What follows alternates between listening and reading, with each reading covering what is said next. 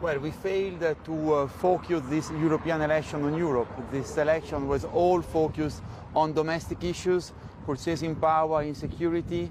We are in a period where there is a lot of fear around, economic fear, security fears, and faced with this crisis, we haven't been effective in focusing on our European answers, on the good solution that we have provided at European level. Everything was on domestic issues, and on that the extreme right has managed to get its message across.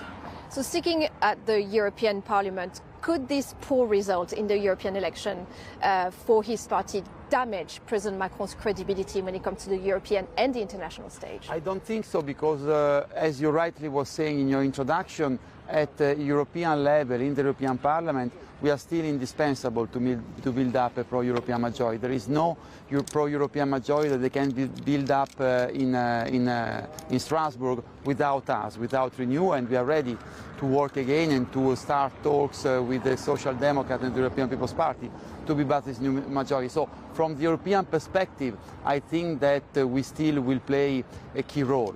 Certainly, I mean, the results are very unsatisfactory for us and are very unsatisfactory for France. So again, the European Parliament, the centre held, but certainly there'll be more Euroscepticism and more far-right MEPs than ever. What does that mean for the next legislature? Well, that means, first of all, that they don't have a majority, but they got a higher possibility, a higher power of building up blocking minority. It will depend very much on the attitude. Legislation, bill by legislation, they can try to block the action of the European Union. They don't have a common project. The only common project they have is to block the European Union, to dismantle the Union. It will depend very much on the attitude of the European People's Party, of the right. Will they stick to a potential agreement with other socialists, or they will vote on certain bill with the extreme right? Can I ask you for your views here in France and the snap election being called here in the national parliament? President Macron has pulled many political gambles before. Can he pull off this one? I hope he can. He withdraw the logical conclusions of a campaign that I was saying was totally focused on domestic issues, and also he couldn't afford to remain in this situation of immobility for 3 years.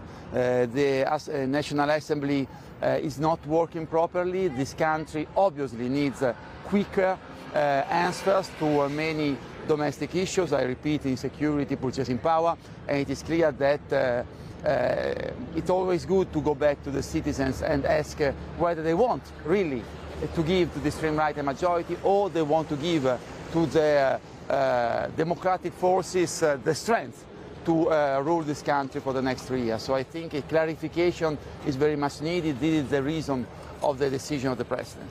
I heard someone saying after the result came through that people voting for the far right actually is not so much that people are anti-immigration, but they are anti-elite. And that's what happened in this vote. So putting this vote kind of in the line of the election of Trump, of Brexit, is that your analysis as well? There is certainly this aspect. There is this cleavage between big cities and rural areas, and this sentiment of, let's get rid of the elite. There is certainly is part of this, but in my view, it's more the fear on one side and the impatience to get a very quick solution on the other side.